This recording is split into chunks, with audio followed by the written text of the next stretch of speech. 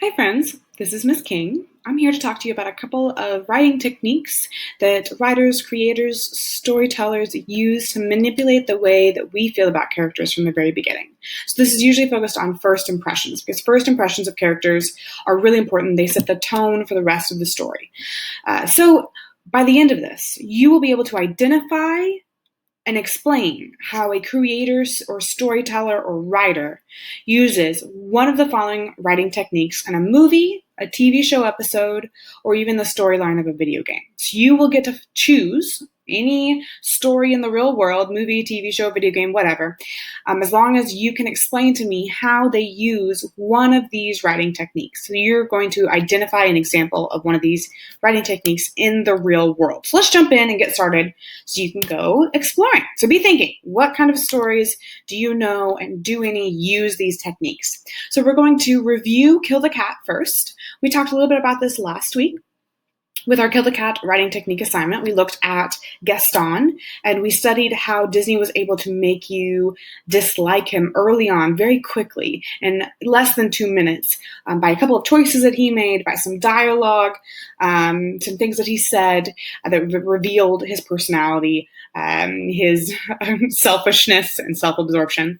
So we're going to look at an example from Toy Story. This is the original Toy Story. Hopefully you guys have seen it. I know there's like 6 of them now. This little clip is the first time that we see Sid. So Sid is the kid that lives next door to the toys. If you need a little refresher, no big deal. So we're going to watch this clip the first time that Buzz meets Sid. So remember, a Kill the Cat is when creators have a character do something bad early on to make viewers, us, distrust or dislike this character. So let's go. Here we go. It might be a little bit echoey, but here we go.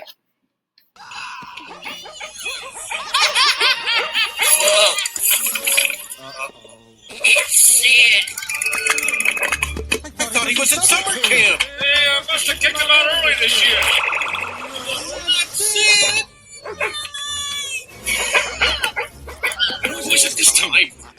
I can't tell. Hey, where's Lenny? Right here, Woody! No, I can't bear to watch one of these again! Okay, I'm going to pause it for just a second to notice what the characters were saying here. So their dialogue, what they were saying to each other. Maybe he got kicked out of summer camp early this year. Okay, so there's a pattern of misbehavior or like this is a quote unquote bad kid. Okay, and then I can't bear to watch another one of these. So we've seen this before. Or which one is it this time? So already with their dialogue, even subconsciously as the audience, we're starting to catch on to that this is a pattern. This is a habit. Okay, so let's see what the finishing touch for the Kill the Cat. So the actual, now does he actually kill a cat? No, it's metaphorical. So instead, we kill a combat Carl. So, oh, poor Carl. Here we go. Oh no, it's a combat Carl. What's going on? Nothing that concerns you spacemen. Just us toys. I'd better take a look at him. There's that soldier strapped to an explosive device. That's why. Sid. There's Harry, fella. No, that's Scud, you idiot. That is Sid. You mean that happy child? That ain't no happy child. He tortures toys just for fun. Well, then we've got to do something. What are you doing? Get down from there! I'm going to teach that boy a lesson. Yeah, sure. You go ahead. Melt him with your scary laser. Be careful with that. It's extremely dangerous. Lighting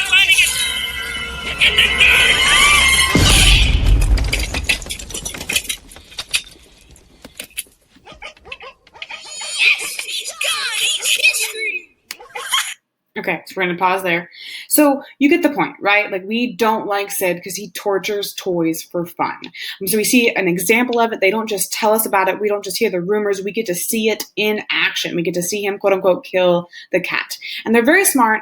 Disney is very smart here on manipulating us into getting this information in a natural way because Buzz Lightyear is a newcomer. He doesn't know Sid. So all of the other all the other toys are having to explain the situation to Buzz Lightyear. So that's our review for Kill the Cat. Remember, creators have a character do something bad. So now let's talk about the opposite. This is called Save the Cat. So this is when a character does something good to make us like or trust them. So a great example I have of this is from Mr. Incredible. So again, I usually say that this is metaphorical, but actually Hollywood likes to play with this idea of like saving a cat. So Mr. Incredible literally saves a cat, but he also does a couple of other things. So I want you to watch this and see how Disney starts to kind of play with this cliche, play with this stereotype of having the good guy save a cat at the beginning to make you like him. So here we go.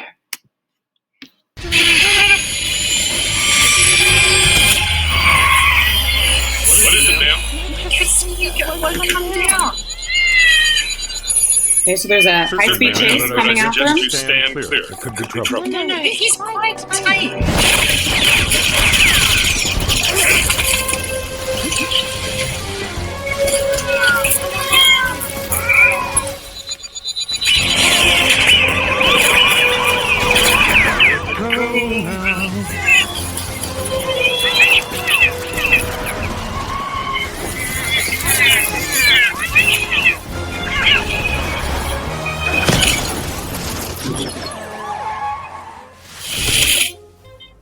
Thank you, Mr. Incredible. You've Done it again. You're the best. No, I'm just here to help. Okay, I'm going to stop us there.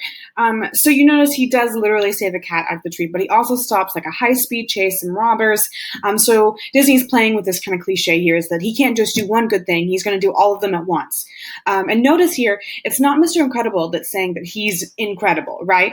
It's these guys, the police officers, the guys that are on the scene. So notice, remember how Gaston was the one who was telling everybody that he was the greatest, right? He was agreeing. He was saying, I know. So this guy, he's like disagreeing. Mr. Incredible's like, no, I'm just here to help. So notice we get a little bit more humility on top of like doing all these awesome things. So, okay, so that's Save the Cat. A character does something good early on. So be thinking about movies, TV show episodes perhaps, or even some video game storylines, like even like some character backstories for even like Fortnite or Overwatch. They have some of these elements too. So be looking for an example. Okay, last one. We're going to talk about something called spit in your oatmeal. So this is when something bad happens to a character, usually at the beginning of the story, which makes viewers sympathize with this character from the start. So this makes us want better things for this character. So if we see them have a rough start, if we see them suffer and they don't deserve it, like we feel bad for them and we want life to get better for them. So this is like the classic underdog. So one of the best examples I have of this is from Harry Potter. So many of you, I'm sure, have read it. Hopefully you've at least seen some of the movies. Would highly recommend. So this is the very first movie. This is the very first time that we get to see Harry. And so I want you to watch and think about what makes us feel bad for Harry in this scene. So what details do we see, okay? Especially watch how he is treated compared to his cousin. So here we go.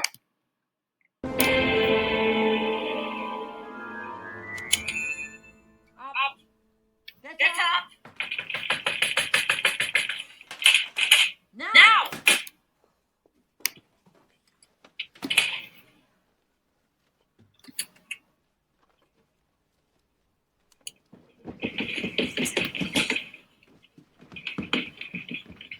Wake up, cousin! We're going to the zoo!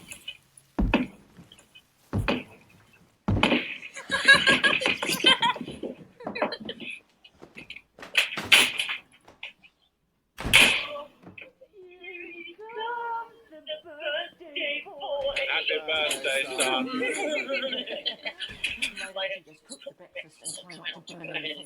Yes, Uncle Junior. I want everything to be perfect for my Dudley's special day. Hurry up. Bring my coffee, boy. Yes, Uncle Fun. Aren't they wonderful, darling? How many are there? 36. Counted them myself. 36! But last year I'm 37! Well, some of them are quite a bit bigger than last I year. don't care how big they are! What we're going to do is that when we go out, we're going to buy you 2 new dresses. How's that, Pumpkin? Okay, so we're going to pause there. There was so much to talk about here. So first we notice that where is Harry sleeping? He's sleeping in a cupboard underneath the stairs. what? Who has that kind of room?